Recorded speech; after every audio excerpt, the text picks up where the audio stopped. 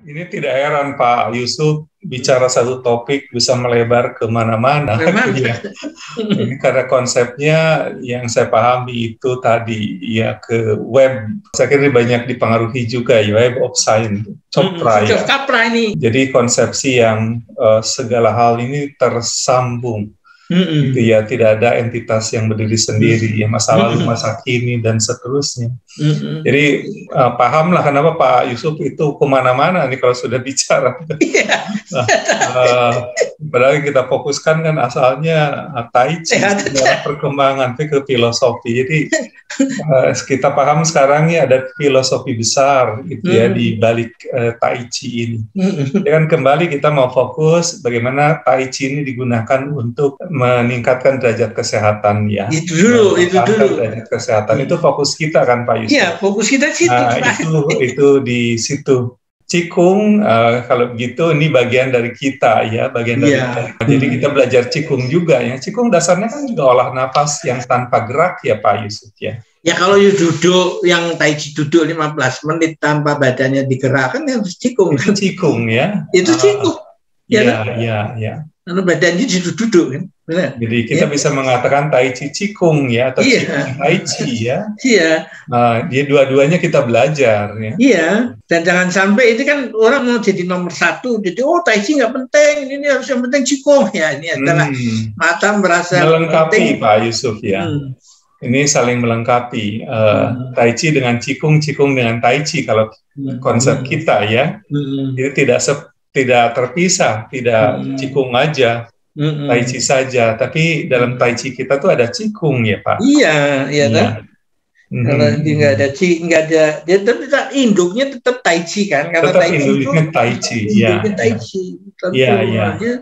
Bisa menjadi spesialis untuk keperluan tertentu. Kalau dia mau merebut piala ya ikuti yang 24 karena mereka kan ada organisasinya kan. Masuk itu nggak bisa kan, benar?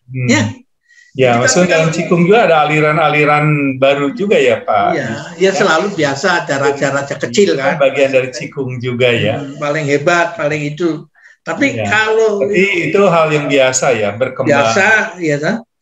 Ada penemu yang atau penggali baru gitu ya. Spesialisasi ini tuh. Ya, nah ini baru. Nanti jadi masalah begini. Yang kita terima dengan apa adanya ya, bukan dipertentangkan, tapi saya kira ini memperkaya konsepsi tentang kesehatan ini ya secara pendekatan timur. Baik, menarik. Bu Linda, Bu Aini, ya beginilah. Mantap. Nah, tapi Pak, kalau ketemu sama orang Qigong, pertanyaan yang membuat dia itu kelihatan bener apa enggak atau cuma ngomong doang, Pak, bagaimana you melatihnya? Seminggu berapa kali? Pancing aja begitu. Kalau dia seminggu sekali, 2 kali, 3 kali, itu bullshit. Tapi kalau kita, Bu, berapa kita tiap hari, Pak, minggu latihan sendiri. Dan waktunya berapa? Nggak boleh lama-lama karena bosan, buang waktu, kita mesti kerja hanya setengah jam. Begitu kan? Kayak saya mungkin Pak Am, pengalaman saya ikut yang Tai Chi, yang style Beijing, yang style yang sama Bu Irma, sama teman, itu kan saya sekarang relatif berhenti itu Pak, karena memang pertama waktunya Pak Am, waktunya itu pas jam 7 sampai jam 8, di mana jam 7 jam 8 itu saya jam 8 udah mengajar pagi, pas hari Kamis mengajar mata kuliah wajib fakultas gitu. Jadi saya selalu terpotong seperempat jam sebelum itu gitu. Memang cuma seminggu sekali. Nah, ini pengalaman saya ya, sharing ya, makanya saya nggak ikut juga di grup untuk itu, karena saya berpikirnya bahwa ini sesuai dengan kebutuhan kita aja gitu. Jadi kita yang mempertimbangkan. Kalau saya gitu Pak Aam ya, saya melihat semua Tai Chi dalam bentuk apapun buat saya itu baik gitu, karena memang ada sesuatu yang dipelajari dan sebetulnya ke mindfulness-nya itu. Nah, kalau saya secara pribadi nih Pak Aam ya, saya kan ngikutin lebih duluan saya ikutin Tai Chi Academy-nya Irma. Nah itu kan dia memang 24 jurus itu yang style, Beijing yang style. Kan yang tadi ya yang ditanyakan oleh Pak Aam, sekarang itu Tai Chi kan yang berkembang ada yang Zeng, keluarga yang tadi yang Zen, sama yang keluarga yang Yang diceritakan oleh Pak Yusuf tadi ya. Itu terus yang satu juga belakangan. Yang satu lebih keras, yang satu lebih ke kelembutan tadi itu, yang Tai Chi, yang style. Nah, itu kan memang Irma mengajarkannya tidak mulai dengan nafas, jadi tidak mulai dengan mindfulness. Kenapa saya tertarik secara pribadi ya Pak ya, saya terus lebih mengikuti Pak Yusuf secara kebutuhan mungkin juga tadi karena saya termasuk pengagum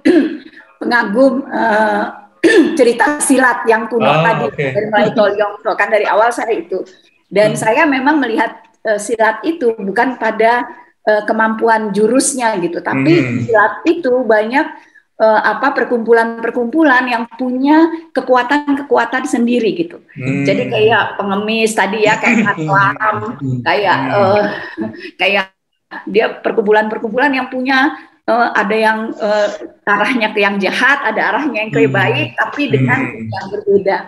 Nah dari situ kemudian sama kayak Tio Sam Hong itu kan kayak pengembara gitu kan. Makanya tadi kayak Pak Yusuf dia nggak bisa dibilangin tuh kapan mulainya, itu ya susah karena dia waktu mengajarkan Tio Buki itu nggak ada tahunnya, nggak lihat itunya gitu. Tapi ada murid yang belajar ya seperti perguruan gitu. Nah saya belajar di Irma itu bukan kesulitan sih sebetulnya, selain kesulitan waktu saya Pak Aam dan cuma 1 minggu, kemudian dia mengajarkannya itu lebih kepada gerakan itu tadi. Jadi jurus setiap Irma juga lembut, tidak ke arah martial art, tapi basicnya dia martial memang. Jadi dengan kelembutan yang lebih ke martial. Jadi kalau dia mengajarkannya juga kenapa harus begini gitu ya, itu karena kita harus membela diri kalau misalnya ada orang pukul dari sini gitu loh. Betul. Nah kalau sama Pak Yusuf, kemudian saya ikut Pak Yusuf itu kan 2 bulan kalau nggak salah 3 bulan setelah saya ikut Irma ya. Nah itu mungkin karena saya udah tua ya Pak Aam. Karena mengingat jurus itu kan tidak mudah gitu. Jadi jurus ke jurus lain itu udah ada pakemnya. Kalau nari itu udah ada pakemnya gitu. Jadi beda dengan waktu saya ikut Pak Yusuf. Pak Yusuf mulai dengan mindfulness. Filosofi yang di belakang yang panjang yang selalu Pak Yusuf cerita itu. Itu mindfulness yang mempertemukan saya dengan latar belakang saya yang cerita. Saya tuh kalau silat Tiongkok itu yang saya ambil sebetulnya falsafah hidupnya gitu loh. Prinsip itu menurut saya dalam sekali gitu. Nah, itu yang mindfulness itu. Nah, itu yang kemudian saya dapat di Pak Yusuf itu adalah justru mulai dari nafas. Kan begitu gerakannya yangnya itu sebetulnya saya dari awal merasa bahwa ini Pak Yusuf ini juga yang style sebetulnya. Karena istilah yang dipakai di Irma itu sama dengan istilah yang dipakai oleh Pak Yusuf gitu. Kita kenal tangan awan gitu. Irma juga ada. Bahasa Inggris ada. Jadi tangan awan, kemudian monkey itu ya, jadi kuda liar. Itu terus kemudian kuda liar. Kemudian bola itu loh Pak. Jadi seperti memegang bola itu juga gitu. Hanya memang juga mulainya kan dari 10 gerakan dulu, kemudian 10 lagi yang kemudian jadi 12 itu ya. Itu juga dia pakai jarum jam segala. Nah, selain tadi waktu, kesulitan saya untuk itu dan kesulitan saya untuk menghafal ya, sehingga kemudian saya ikut Pak Yusuf yang memang mulainya dari Qigong itu. Saya baca bukunya Qigong tuh. Buku siapa itu Pak yang ngajarin itu, ada satu buku dulu ngajarin Qigong, buku lama tuh di Gramedia, saya lupa. Nah, ya, saya punya bukunya tuh. Lupa warna. Atau Pak Yusuf pasti tahu deh. Ngajarin Nah, itu kemudian saya merasa bahwa itu dari nafas itu Pak. Mindfulness sama olah nafas itu. Karena Tai Chi juga kalau kita membayangkan kuda liar gitu ya, kita membayangkannya kuda liar Pak. Jadi imajinasi itu ada di dalam pikiran kita. Nah, oleh sebab itu dan karena tiap hari gitu Pak Aam, akhirnya saya lebih lebih intens dan merasa ini kebutuhan saya sehari-hari, pas waktunya juga pas jam 6 sampai setengah gitu. Itu sih gitu ya Pak. Jadi saya di rumah saya postpone dulu, tapi nanti kalau saya ini udah ini saya juga akan kembali lagi karena sebetulnya itu hanya menyatukan aja gitu. Jadi apa ya, sama-sama gitu loh, sama-sama yang style sebetulnya. Karena kalau Zen itu beda Pak Yusuf ya. Itu agak jauh agak berbeda Pak Aam kalau kita ikut yang satu lagi gitu. Tapi gerakannya itu berbeda, kan kayak cambuk gitu tadi. Loncat-loncat lagi tuh, kita lagi nggak mungkin lagi kalau orang tua nggak mungkin aja gitu. Nggak dari muda. Irma kan kalau Irma tuh yang kita kan ikutnya semua tua-tua ya, teman-teman dia gitu umur. Jadi memang buat kita juga pas, hanya kita harus menghafal setiap kali. Menghafal itu yang mengganggu pikiran kita Pak Aam kadang-kadang.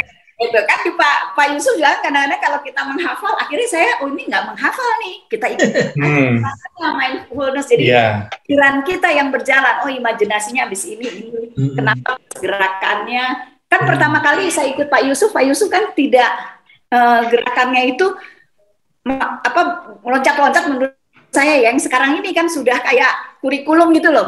Sekarang itu tapi tahapannya udah bisa dipahami. Saya kan belum setahun ya ikutnya ya, tapi saya merasa dari proses yang saya ikuti dari awal sampai sekarang lebih ada ininya gitu. Ada bentuk ya. Udah pas gitu. Jadi kita juga nggak lupa. Kita juga jadinya tetap gerakan itu jadi a part of embedded gitu. Terus kemudian saya ikutin yang tersang itu tuh yang sama Pak Yusuf kasih linknya, yang saya ikut diskusinya. Buat saya itu sangat mindfulness saya belajar dari situ sebetulnya Pak Yusuf.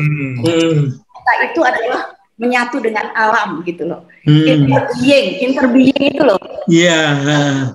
Ya kan, awalnya dari interbeing. Jadi kita itu menyatu dengan alam dan itu totally. Itu yang kita dalam ilmu pengetahuan. Pengetahuan itu lebih sekuler Pak, apalagi di sosiologi. Agama itu bukan sesuatu hal wahyu yang ada di sosiologi, itu enggak. Kita sosiologi agama tuh yang ada gitu, bukan agama yang dari. Jadi kita nggak bisa membayangin tuh Pak ada apa, bahwa ada yang menggerakkan alam ini, nggak ada gitu. Kita, meskipun kita belajar Weltanschauung itu, tapi itu di dalam kehidupan kita sehari-hari sekuler gitu. Memang ilmu pengetahuan yang kita belajar itu lebih sekuler. Nah, kalau kita lihat sosial, misalnya social capital ya, kalau kita lihat pola hubungan sosial relasi itu kemudian kita kaitkan dengan interbeing tadi, kita baru merasa bahwa kita ini bukan apa-apa, betul-betul bahwa kita itu hidup itu ya harusnya totally dengan, kita nggak bisa mengenyampingkan agama sebagai sesuatu hal yang bukan dari wahyu dari Allah gitu. Kita nggak bisa Pak Aam gitu. Yang saya juga desain gitu, sampai kemudian mindfulness itu menurut saya di situ loh. Jadi yang kita makan itu kita tahu nih, kita makan kita tahu. Oh ini dari gandum itu siapa yang menanam itu. Makanya saya yang waktu Pak Yusuf bilang gandum itu, kita udah nggak bisa lagi sebetulnya, karena kita harus menanam gandum, karena gandum itu lebih banyak dikonsumsi oleh orang Indonesia, tidak ditanam di kita gitu loh.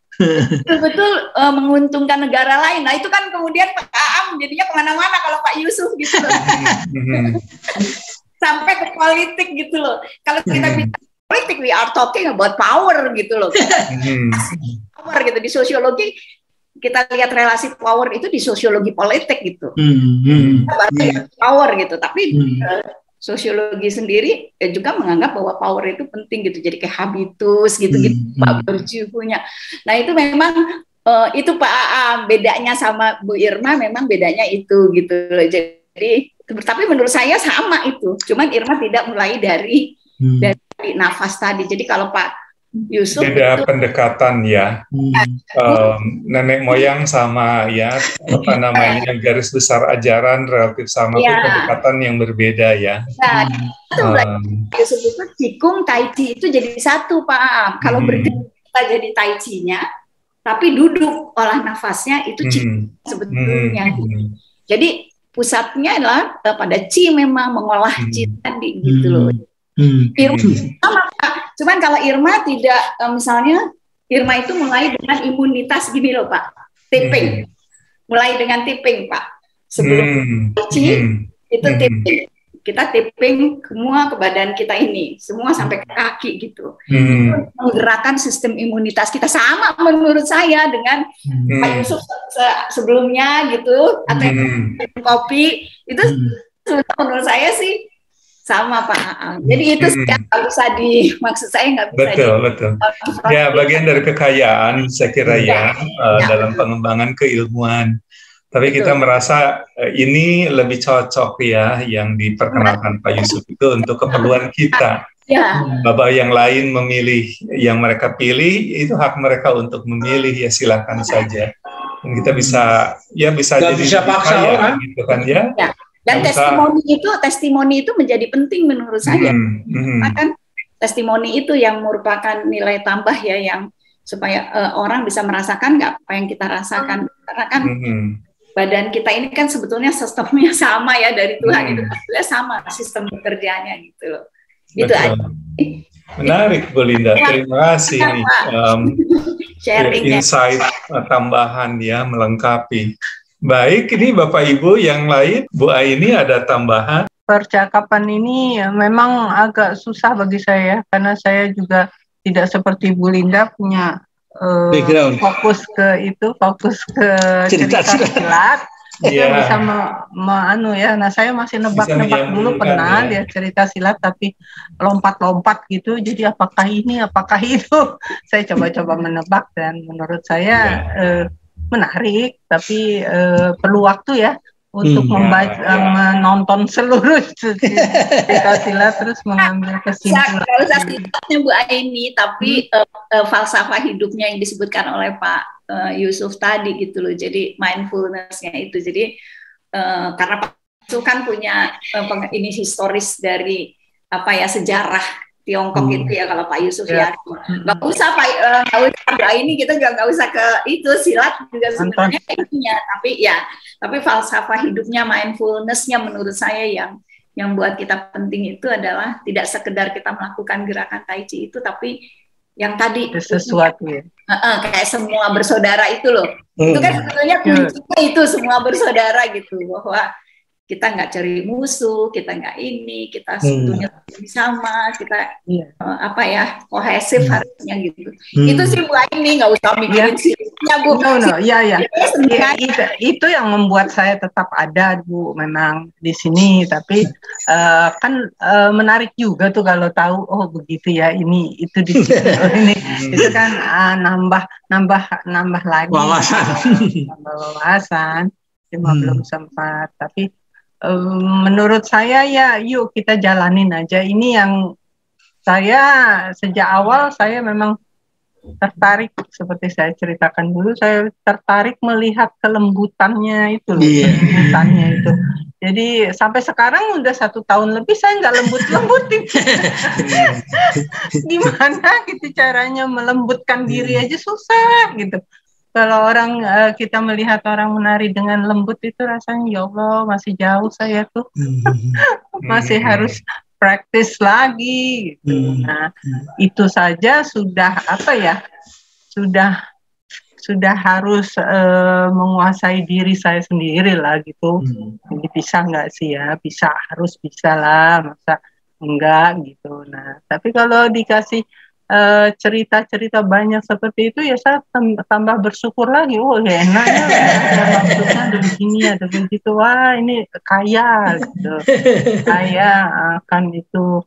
Tadinya kan terpana dengan gerakan yang enak itu aja. Enak sekali itu gerakan, kayaknya orang melakukannya tuh happy gitu. Nah, itu saya mau coba sampai ke situ gitu. Bisa kan ya Pak Yusuf? Bisa ya? Bisa. Walaupun nggak lembut-lembut ini Bu Aini, ya bisa pasti Bu Aini. Nggak bisa lembut-lembutnya gimana? Kalau kurang itu, ingat selalu sama Ibu punya Linda itu kurang 1001 kali masih jauh. Iya makanya. Jadi dikasih tahu Bapak, dipertonton sekalian, saya belum 1001, nanti 1001 akan terjadi ya dengan sendirinya setelah saya setiap hari 1 langkah kan ya. Ya. Satu langkahnya baru berapa langkah Bu Aini, saya juga nggak lembut-lembut buat orang yang seperti saya, Pak Aam, Bu Aini yang gerubukan gitu kemana-mana dan saya biasa ngerjain sesuatu tuh serak, saya juga bingung waktu ikut ini Pak Yusuf. Hanya ikut Irma juga sama karena itu sangat gerakannya tuh sangat gitu. Jadi begitu saya ikut Pak Yusuf juga sama juga. Jadi lembut-lembut juga Bu Aini. Jadi tantangan kita, Bu Linda, tantangan. Sampai bisa kapan sampai bisanya. Iya. Ya, tantangan. Tapi ini bisa ada implikasi praktisnya loh. Dan tidak usah orang itu ngerti Tai Chi, kalau mau ngasih kuliah, Bu Linda atau siapa aja, mahasiswa kumpul, yuk pikiran masih di rumah, di jalan, atau sebelum fokus, kuliah ini supaya fokus, mari kita bernapas, itu aja, I have arrived, I'm home, in the here, in the now, ya. Lalu setelah itu mahasiswa sudah pikirannya sudah tenang, sudah itu conditioning sudah masuk, baru masuk materi kuliah kan, ya toh? Itu bisa kepake, ya toh? Lalu kalau Pak Aam yuk mengadakan ceramah, kalau di mahasiswa kalau sama alumni atau apa, yuk bisa mengadakan. Tuh sebenarnya kita ini yang kita kerjakan itu sebenarnya hanya activity daripada pikiran kita, tapi kita nggak pernah menjadikan itu menjadi bagian daripada implementasi dari kita. Ayo kita mulai juga dengan ketika rapat atau apa yang satu hari atau bisa sampai dari pagi sampai malam, itu problematik yang paling penting apa? Orang nggak konsentrasi lagi, udah menguap, mantuk apa pikirannya. Pengen pulang. Ya toh, duduk juga kelesetan. Ayo kita mulai ini, nanti habis break minum teh itu lagi, lalu nanti habis makan siang itu lagi, kita akan membuat punya rapat menjadi produktif kan? Ya. Nah, lalu kalau masih ada Bu Ayu nih, Bu Dewa Ayu. Ayo Bu Dewa Ayu. Bu Putu. Bu Putu pengalamannya sharing sama kita nih. Ibu saya lagi di Jakarta, jadi ini pakai satu device aja. Oh, Ibu lagi di Jakarta ya, Bu Putu? Iya. Oh. Sama-sama. Sehat tapi Ibu ya. Sharing Bu Putu, sharing. Sharing ilmu. Saya pengalaman aja ya, Pak Yusuf ya. Kalau dari ya sama saya diperkenalkan sama Pak Aam kan ikut Tai Chi ini dari bulan ya tahun lalu ya, dari bulan Mei 2021. Yang saya rasakan sih waktu awal Januari tahun ini, saya sempat anak-anak dulu kena flu gitu, biasa kan menular ya, si adik kena, kakaknya kena gitu. Terus biasanya nih saya udah jaga-jaga nih, pasti sebentar lagi saya juga ikutan kena gitu ya. Dan ternyata benar ikutan kena. Biasanya kalau misalnya saya flu itu agak lama gitu Pak untuk penyembuhannya ya, maksudnya ya seminggu gitu ya, maksudnya belum ini juga gitu. Nah kemarin tuh saya ya tetap minum obat flu sama tetap latihan. Terus saya herannya loh kok 3 hari itu sudah berhenti ya, maksudnya sudah langsung oke gitu. Saya juga yang ini karena apa ya? Karena obat atau karena memang karena akibat latihan Tai Chi-nya gitu ya. Cuma saya agak amazed juga gitu ya. Biasanya saya agak lama nih, cepet banget gitu. 3 hari juga sudah fit lagi. Jadi saya sih merasa mungkin ini efek yang dibangun dengan latihan rutin. Itu sih kalau dari saya yang sudah saya rasakan manfaatnya seperti itu. Nah, bagus. Bagus, Bu. Iya. Tahu ya. Ini ibu saya ada pertanyaan nih Pak Yusuf tentang dantian. Dantian itu kan kita biasanya yang di bawah pusar itu ya. Yang 3 jari di bawah pusar. Tapi kan kita ada juga gerakan yang di sini di tengah. Oh, yang di kening. Iya. Dantian atas itu sebenarnya apa sih konsepnya dantian itu? Ibu saya penasaran. Dantian itu ya jadi kan pusar itu dari ibu kan dari dekat situ kan ya. Jadi tali pusar itu pada waktu lahir kan di situ ya. Ya. Jadi pusatnya kan di situ semua kan. Ya. Dia punya tali pusar kan. Ya. Nah, yang kalau di atas itu setelah ibu neurologi berkembang itu apa yang disebut itu endorfin itu kan ya. Ya, di sini. Kalau anak cucu saya keningnya saya ketok-ketok sama jari itu udah langsung nggak lama tidur. Ya. Tapi kalau kita kan bukan mau malam mau tidur, tapi karena kita sedang latihan ya kita putar aja di sini. Clockwise, counterclockwise, apa itu. Tapi putarnya jangan pakai tenaga, tapi putarnya pakai rasa kan, ya. Nah itu membuat ketenangan dalam pikiran. Yuk, apa lagi setelah dikaru ini itu menjadi lebih lagi, ya kan? Ya, jadi akan solusinya bukan Panadol aja, gampang aja pleng. Ini ada satu yang tidak pakai farmasi, ya. Gitu kira-kira Bu Antian itu dikaitkan dengan pusar aja. Pusar itu ya, ibu memberikan energi kehidupan pada anak melalui pusar kan. Ini harus diputus kan, nanti putarnya setelah lahir kan. Nah, lalu instruksinya juga setelah lahir itu, jadi pada waktu begini itu napasnya itu yang pertama itu membayangkan seperti parasit yang terbuka. Jadi bukan karena tenaga gitu. Itulah seharusnya natur daripada kelahiran bayi kan, tapi setelah itu menjadi biasa reguler keluar masuk aja, tapi gitu. Nah setelah itu turun, jadi si bayi itu sudah bisa jalan karena itu turun, jadi dia mulai bersentuhan dengan bumi karena itu si bumi harus ditarik sampai ini terus. Setelah si bumi dia harus berkembang. Nah di sini sudah psikologinya Pak Fuad Hasan masuk. Aku, kamu masih singular, dia, ya toh, itu menjadi kita dalam bentuk kecil. Itu sosiologi dari masuk, ya toh. Ketika itu aku berubah jadi kami dulu, kamu menjadi kalian, dia mereka, lalu udah lebih luas lagi kan? Nah itu humanisme. Nah setelah itu bagaimana posisi langit? Nah karena itu si bumi digabungkan dengan si langit.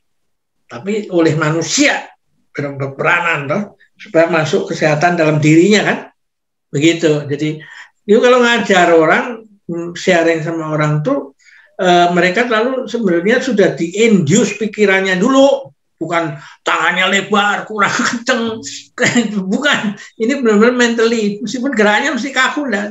It's just a matter of repetition aja. Kalau berhenti repetition ya nggak jadi. Ini semua setelah itu repetition ya regular training kan, ya begitu caranya. Enak. Baik Pak Yusuf, Bapak Ibu sekalian, karena barangkali juga ada yang keperluan lain, kalau tidak ada lagi mungkin kita tutup sampai di sini dan kita ketemu besok kembali.